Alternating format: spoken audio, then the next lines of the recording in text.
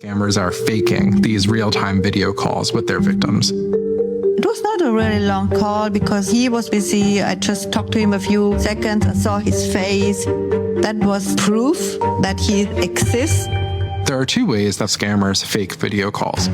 In the first method, scammers use a video of the person that they are trying to impersonate. On a different device, they can make their FaceTime call to their victim and use their own voice over it. Social Security Administration, how can I help you? This is Fargo calling with your direct deposit of $499. Yes, this is Mark Wilson from the Social Security Administration. Talk with customer, press 1. To confirm this payment, please press 1. 2 little dark, 2 and 2, 22. I'm sorry, I didn't understand. To return to the main menu, please press star. Shut the fuck up, bitch ass. I'm sorry, I didn't understand. I'm fine, I can understand. Talk with customer, press 2. If you're a dirty scammer, please press 11. My name is Carolina Fernandez. This is Priya, and she works in a scam call center pretending to be Microsoft, and I'm about to confront her. Yeah, hi sir. My name is Carolina Fernandez. I am calling you from the Microsoft. Oh, hi Priya.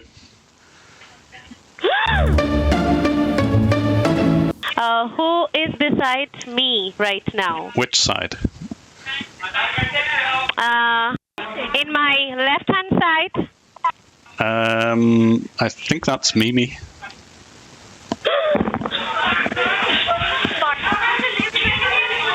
Hello, did I get that right? Yep, I got that right, okay. Do not redeem! Do not redeem! Do not redeem the card! What? Do not redeem the card! Yes, I'm redeeming the card. I'm redeeming the cards. Okay. No! No! No! Yeah. No! No! What? Your phone is breaking up, honey. What are you trying to say? I will redeem it! I will redeem it! I will redeem it! Alright, 3x. I will redeem it! E3x. 7G9K. 48. Hello! Hey, you old! Hey, old! Hey, old! Why the f*** are you redeeming the card? Scratch off the next one. Why are you redeeming? Hold on. Why are you redeeming? Why are you redeeming? Because you want the cash! And why did you redeem? Hold on. Let me go ahead and do the next card for you then, Steve. Do not redeem!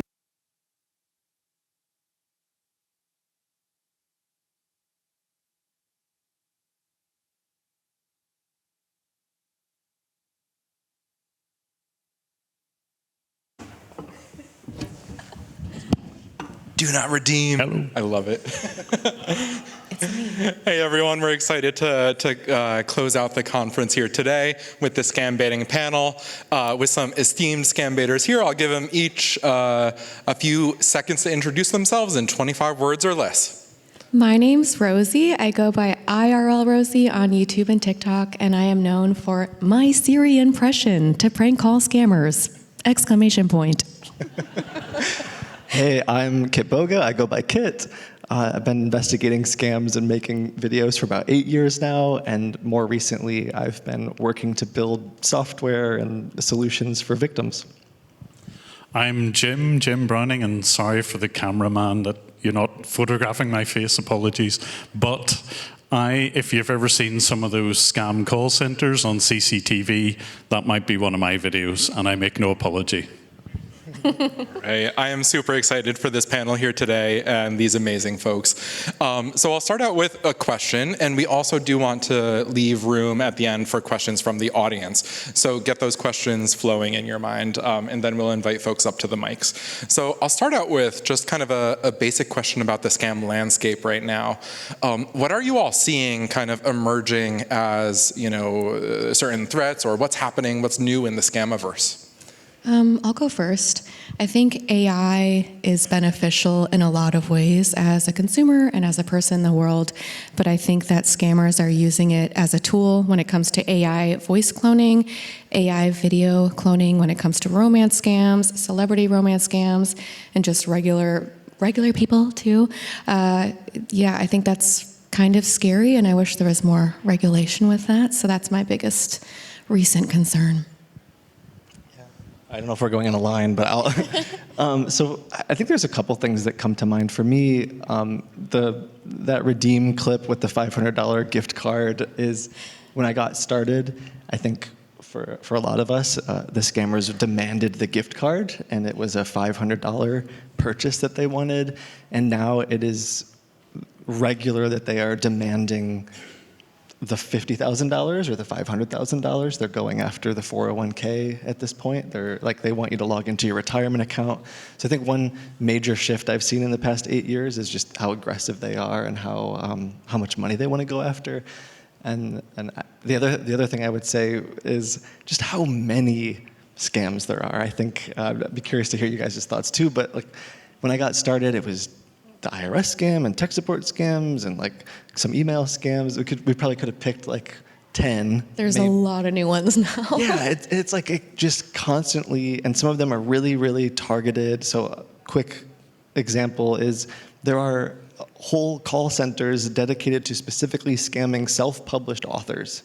And like the only thing they do. I didn't even know that. Yeah, and so they're going after people who really, really want to publish their book. And there's entire call centers full of criminals who only target those people. And so I would say that's the other big trend is just spinning up call centers and spinning up these organizations to target people. Yeah, I mean, I'm seeing exactly the same thing. It's the bigger variety. It used to only be Microsoft would call you because you've got a problem with your computer. These days, you're far more likely to get supposedly your bank calling you. But the one that I've seen most, and the one that we only have a couple of slides for, we're supposed to be unplugged, but I do have 1 or 2 slides, is the rise of the investment scam, which is an absolutely horrible scam because it targets your entire life savings. So the one little bit of slide that I've got here is an example. Now, I heard Laurie yesterday talking about her experience. This is Dan Moore. He's a Canadian guy. He could be your dad, your granddad. He could be anybody's neighbor, friend.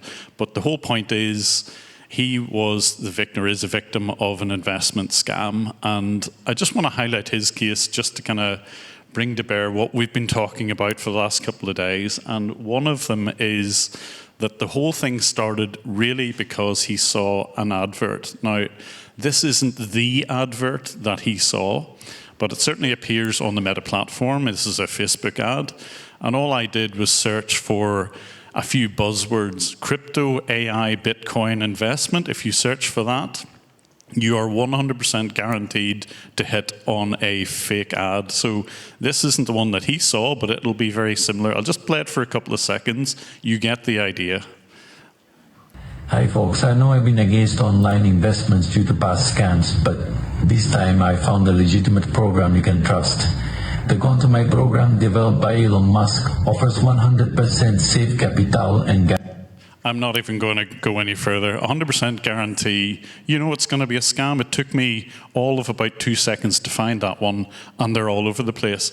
The website that he was directed to is on screen. It's called Raffile, and the website itself is just a fake investment scam. So looks incredibly realistic, but the problem is that it's designed to make as if you make money. And unfortunately, Dan, not because he's untrusting, in fact, Dan researched this. Dan actually went as far as making sure that he looked at good reviews, which were all over the place. And this is just sadly what you get nowadays. You cannot trust any reviews for any website. That's the long and short of it. Unfortunately, he did, and maybe there's like telltale signs there if you looked really hard. But for most people, you can't tell whether this is real or not, and this is the problem. Now, over time, he invested about 600,000 Canadian dollars. Maybe that's what, $500,000.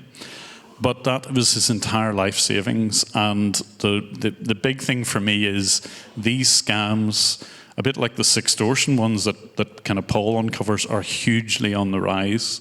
Now, I'm going to skip over this slide. This is supposed to be what happens. You put in a bit of money, and ultimately, you cannot withdraw that. So that's the long and short of it. The money just goes straight into the scammers' accounts. Dan, when he put money in, was seeing on-paper profits. He was seeing numbers on a screen, which meant that he was looking like he was making loads of money. But of course, when he tried to withdraw it, only then did he find out it was a scam. And the problem is that he was actually doing renovations on his house based on those profits. So he took out a high-interest mortgage to kind of cover, because he couldn't withdraw the money. And he's stuck there. He can't refinance. So ultimately what we had to do was do a GoFundMe so he didn't lose his house. And that contrasts with the one slide that I really did want to focus on, and maybe we'll talk a little bit about, is what happens in Meta, where I know that we had Nathaniel yesterday from Meta who was defending some of this, but even if it's only a fraction of what is actually being made here, Meta, sorry, but you have to do a lot better than this, because people like Dan are losing their homes. And to give you an idea, 16 billion, even if it's only a fraction of that, is similar to what a lot of crime cartels, shall we say, take in profits. And if anybody's here from Meta, please don't equate your company with someone who enables crimes, because that is what's happening at the moment. And if you're there, please, please help out. I know there's commitments from Nathaniel yesterday, but really make it solid. So sorry, that's a bit of I'm not trying to get at Meta deliberately, but you guys could do a lot better. So yeah. Well, it's a scammer's fault. You're just saying it, the truth. You work for the scammers. I wonder, like, one thought that we had all discussed a little bit about is each of us receive so many messages from, like, victims. Mm-hmm. And I don't know if that's something to talk a little bit about. I don't know if we have a slide for it or not, or if you want to keep the slide up or not. The one and only slide that I've got left here is this one, which I think you had this one, Rosie, didn't you? Yes, this happened to him on Instagram, and it's the same sextortion thing. I believe he was 15 years old. He might be 16 by now, but the same thing happened where he thought he was chatting with a beautiful woman. She charmed him, sent him explicit photos. He sent some back. It's just, she blackmailed him. She wanted gift cards. He was freaking out. He also emailed me on the side, like, what do I do? I'm afraid to tell my mom. He had a girlfriend at the time, which was a whole nother layer of emotional, trauma. And I felt for him, but also I wished that there were more resources or, tools to give someone for what to do after they've fallen victim to this. My things were like, report this, block them, don't believe them, tell your mom, as hard as that's going to be, let them know what's going on. But there's a lot of shame, built around this type of scam, and it's detrimental. And it's just, it broke my heart. And I helped him as much as I could, but in the meantime, I just wish that I had immediate, here's exactly what to do. I have this one website, or, so the resources was the main thing that entered my mind. It was really sad, but he ended up telling his mom. She did not ground him. Everything was fine, but it could have ended differently. I'm glad that it didn't, but a lot of the times it does end differently, so. Very unfortunate. Kit, do you have a case that kind of comes to mind as a human toll of a scam? Yeah, sure. And I think something I said in one of the earlier panels is that I don't know if it's the same for you guys, but for me, the number one message I get is not, Kit, I love your videos. It's like, please help. Like, I've lost everything, or my grandma is actively in a scam right now and I don't know what to do. And maybe in a way, some of what we talk about today is, like, I think we kind of represent, like, that part of the scam space. Like, there are so many people families who they went to the bank. I hear story after story where, like, I went to the bank and I told them everything, and I filed the ICE33.gov report, and I tried to go to the FBI field office, and I tried to get Secret Service involved, and I tried to call the police department. They're all over the place. They've done everything that they possibly could do, and nothing happened. And then they last ditch effort email a YouTuber, you know, or one of us. Yeah, it's like nice that they come to us, but we're like, I wish I had more resources. Yeah, which well, eventually, hopefully we will. Yeah. I think there are some great people that I've even met at this conference that are doing, like, was it Given Hour seems to be doing some good stuff. The AARP, what you guys are doing, like, there's some great resources that perhaps we can all tap into better. But the reason I bring it up is to say, like, there's something, I guess, that sort of tugs at the heart when they come to us as the last-ditch effort, because sometimes they should need to go to YouTubers. That's the long and short of it. But that's the way that, yeah. And so I mean, sometimes they feel they can trust us on social media more than the police in their country, which is a sad indictment, but that's what happens, you know. But you asked about a specific story, sorry. So I think there's quite a few, but maybe one that pops into my mind just to bring home, like, the realism. I hate the stigma of, you know, you're stupid if you fell for it. I don't know about you guys. I had to ban on YouTube. You can block keywords from your. Yep. Oh, I've got a lot blocked. So I've had to block a lot of keywords on my comments, and I've blocked things like "you're stupid if you fall for this" and those sorts of phrases, because they do get very targeted. So we had this one individual who. I think I shared about it a bit at the previous Gaza event earlier in the year in London. But if you weren't there, this gentleman, quick story, he had been, his wife had Parkinson's, taking care of her, and they've developed a pen pal relationship with who they thought was Emma Watson, that was, like, super into her movies and all of that. And for 2 years, both of them would send back and forth messages with this individual. Wait, the wife was also like, yeah. Yeah, like they thought they were friends. It was just like fandom. Yes. Okay. And I mean, we know this was not Emma Watson, but they did not. And so for 2 years, they did this, and it wasn't until after she passed away that the scam took place. And he told me, he said, I told him my name was Josh, which is not my name, but he said, yes, I remember he said, Josh, my wife gave me her blessing, like, when she was passing, like, if you want to pursue something with her, like, I want you to be happy, and I want you to, like, she gave me, that just really stuck with me, of, like, she even gave me, like, permission. Like, her dying wish was to get scammed. She didn't know. Right. And yeah, the guy waited over 2 years before he ever started taking money from him. And so I bring that up partially because it's devastating. He lost everything, but also because this was a very targeted, very time-consuming. Like, he wasn't necessarily, like, he wouldn't say, "Oh, he's stupid for falling for that." And, like, they spent years talking to this individual. I think we could probably spend the rest of the day talking about. Oh, I could. I have so many questions right now. Oh, but even just these types of So the scam stories, didn't take place until 2 years after they've spent 2 years basically grooming, which is another thing that came up with this extortion thing. Yeah.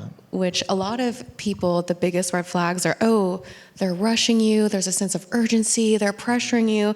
That's one of the biggest red flags, but it's not always the case. So that's low-key terrifying. Yeah. Yeah, there's also, like, I know it happens with the investment scams too, but we had another individual. I know you asked for one. Is it okay if I give another one? He said 25 words. I'm just kidding. There was this other individual who, really sweet lady.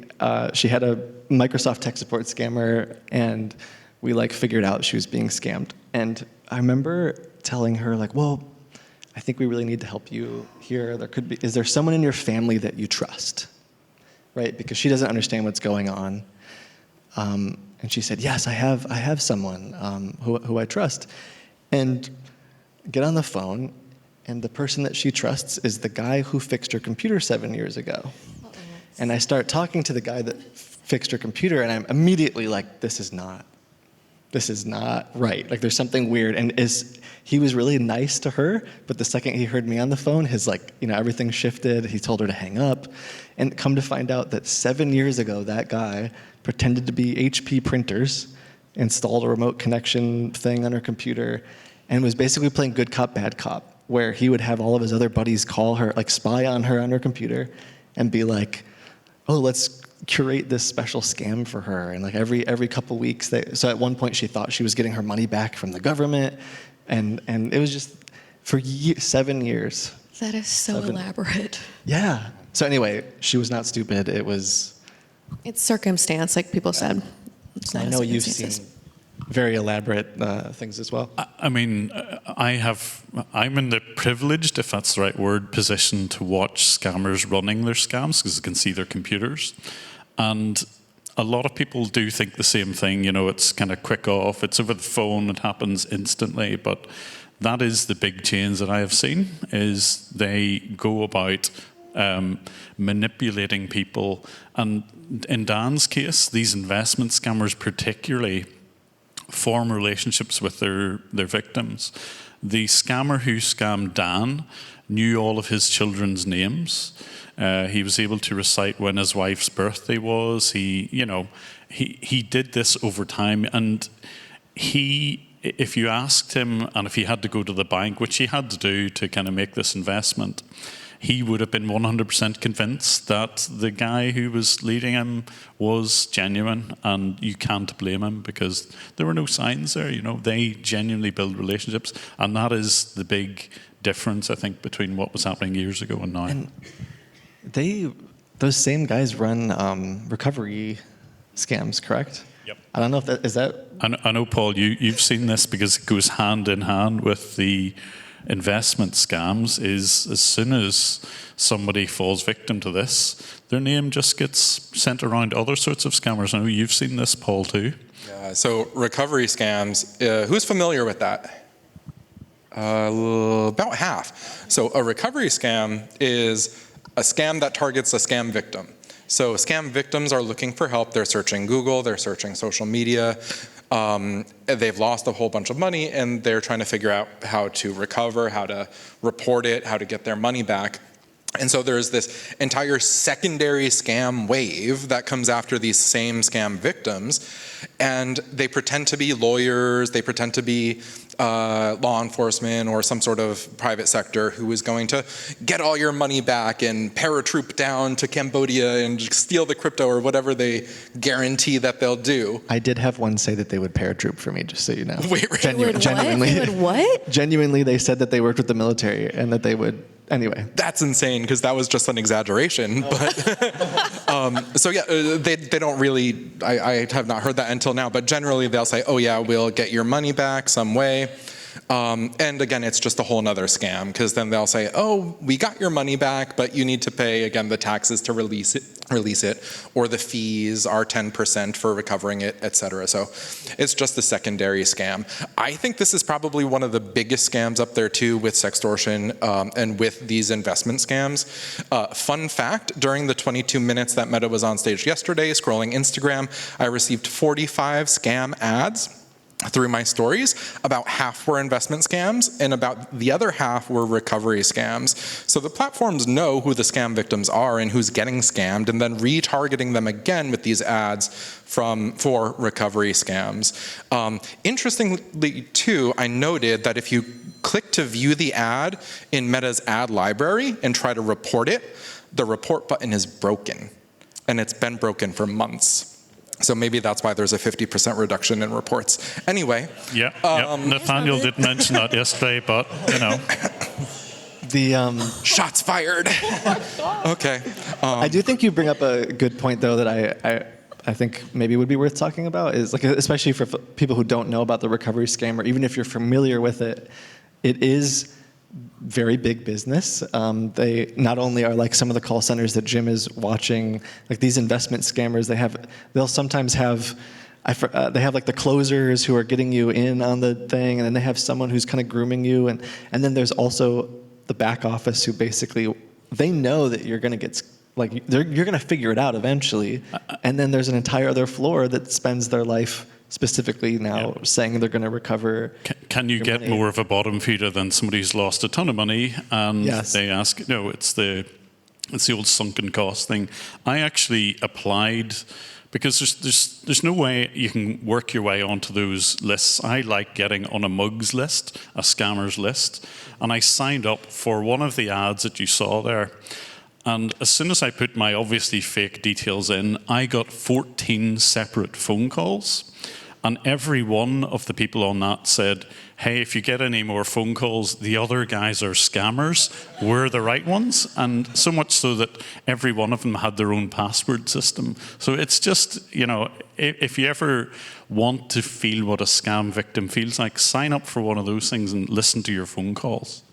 And then on the, sorry, I'm just thinking about what you were saying too, is like, have you ever, Rosie or Jim or Paul, like you sign up for like a certain Facebook group or a certain website, and then all of a sudden, like you're inundated, your feed is just nothing but recovery scams? Because I've seen that. Like I have a bunch of fake personas on different social media platforms, and the second that I engage with a scammer or follow a certain group on this social platform, then I start receiving all the recovery scams. So it's almost, I guess the way I think of it is, it's like the scammer business side says, gosh, we want to target the people who are mingling in the groups where they're getting scammed, and they're paying money to target the people that are getting scammed, and that just really seems awful. Yeah, on my end, I have definitely observed, like there are specific pages on Instagram that if you follow that page, you will 100% be targeted by a sextortion scammer within 6 hours, multiple scammers.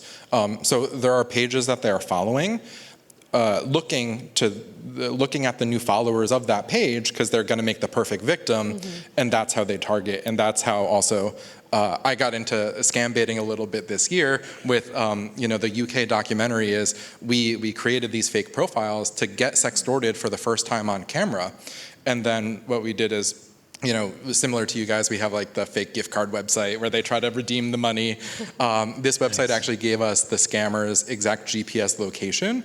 And this is going to lead into my next question, because we did something a little crazy, and we had a security team, but we actually dropped ourselves in Ibadan, Nigeria at that exact GPS location to confront the scammer.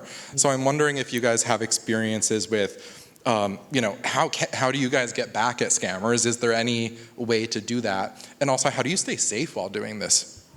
I'll go first.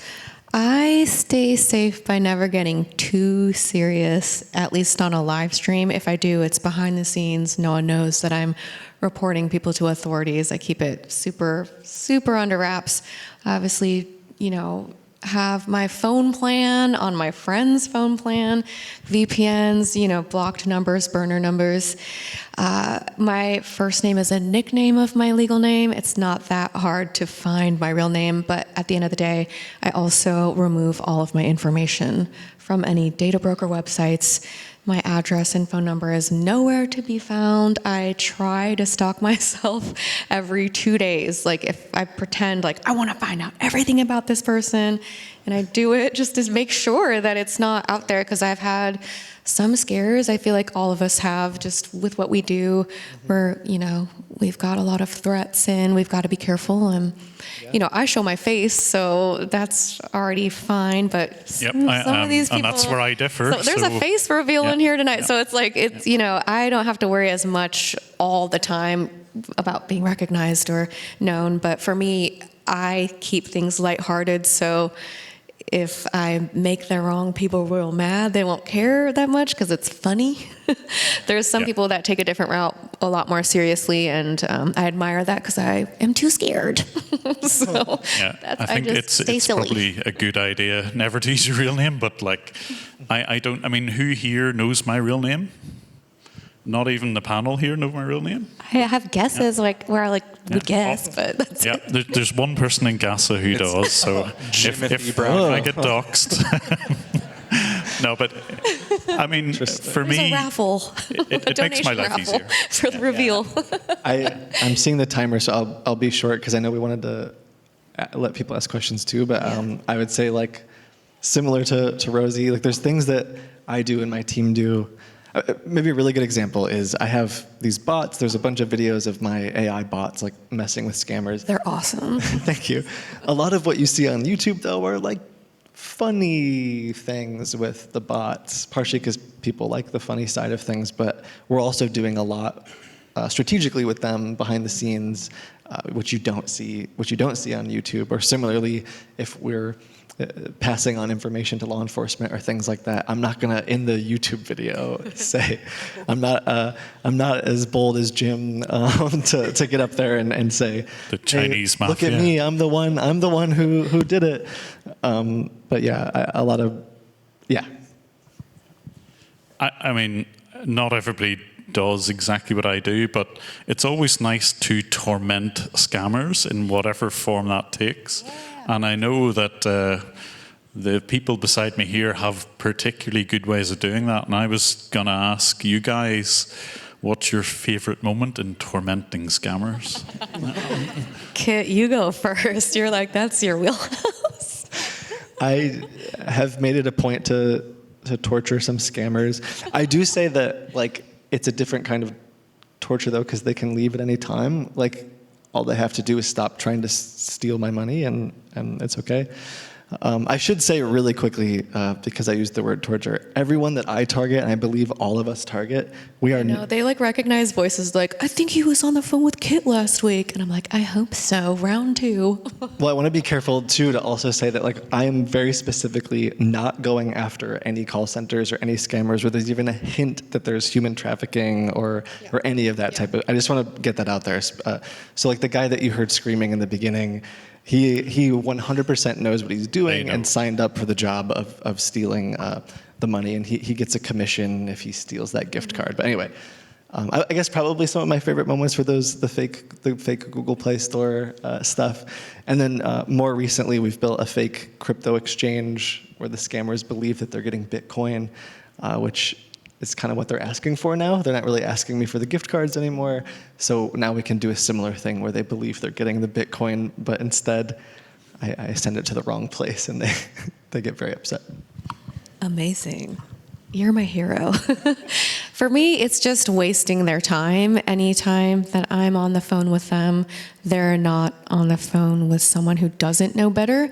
And so the longer I can keep them on the phone, my specialty are the lottery scammers who pretend to be Publishers Clearinghouse or Sweepstakes Lottery, and they target the elderly, and I do a good old lady voice.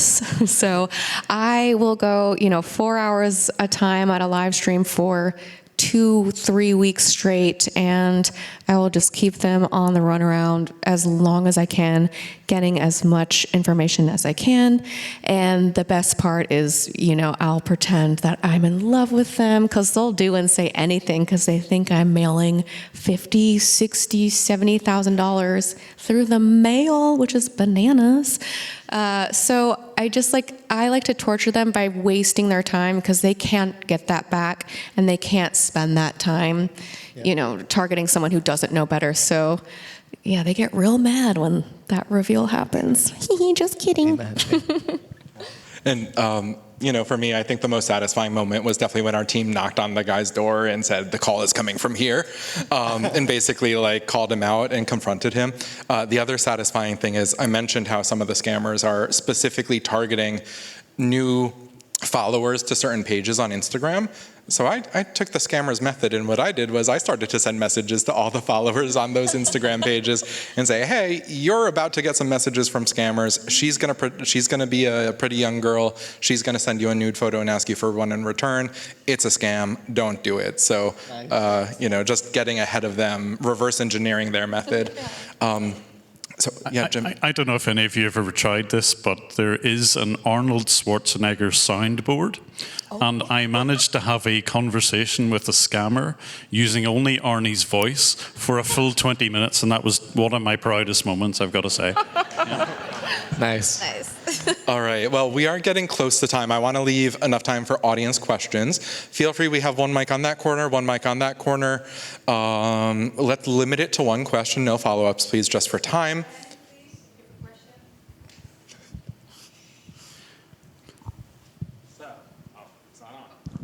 you're good. Yeah. Oh my gosh. Oh, here. We could hear you too. Can? Yeah. Okay, It's on. It's on. Cool. All right. So, what motivated you to get into scambaiting? We'll keep it short. We'll be just like. I'll go first. My mom was a victim of a pop-up scam pretending to be Microsoft. She thought she had a virus. They gained remote access to her computer and sold her a lifetime subscription to the protection plan while getting her full bank details. And since they had remote access, logins, passwords saved, the whole shebang. Me and my sister luckily were able to stop it by calling the bank on her behalf. But as soon as that happened, I asked her for the phone number, and I've been torturing them ever since. So, yeah. So mine is a bit similar, same thing, virus pop-up. I'm a software engineer, heard about virus pop-ups. My grandmother had dementia, grandfather had Alzheimer's, and had been scammed in previous types of situations. And so I saw that pop up and was thinking, if I'm a millennial software guy and I didn't know about virus pop-ups, surely my grandma would fall for it. So Yeah. They look legit. Yeah, I mean, for me, I got into it entirely accidentally because I was working at home, got annoyed by some Microsoft call, decided to record it, couldn't send it to the guy's internet service provider, hoping it'd be chucked off the network, and the video caught on. So it's entirely by accident. I wish I had a Batman type story, but no, it not. Question.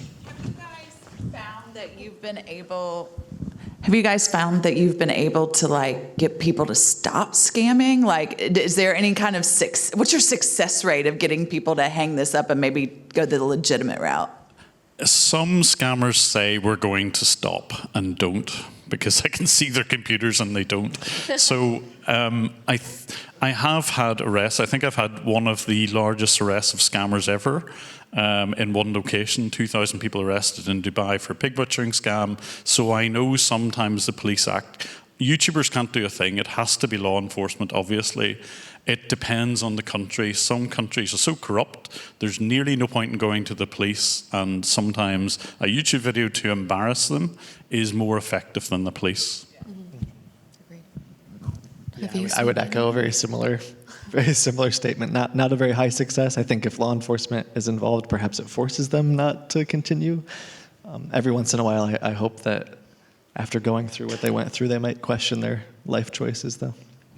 I made friends with a scammer, actually. We still talk. He's from Nigeria, and he said his cousins taught him how to do it. It was like a Craigslist type scam with a fake rental listing. And he was like, oh, yeah, you just grow up and all of our older cousins, it's just what you do for money. I'm saving up for school. He ironically wanted to save up to go to law school. And I was like, well, don't do the scam thing. So I asked him, I was like, well, what do you want to do? Who are you? Like, what's your life? And he was like, I live with my mom. It's just me and her. I'm just trying to save up for school. And I was like, well, how do I help you? Just the benefit of the doubt that he was being honest. And I was like, can I send you like cool candy from America that you can sell in your country? And is there anything else you need? And he was like, yeah, maybe some candy. And then I believed him because he asked for books and then also like women's health products to give away. So I sent him a package and he'll send me like updates. And he did go to school and he doesn't scam. And if not, he's a great liar. So either way, very charming. But yeah, sometimes people change. It depends how you can be a scammer whisperer if you really want to, but it takes a lot of time and it's not everyone who's honest. So, but yeah, cool. Very cool. Great. We have time for one more question.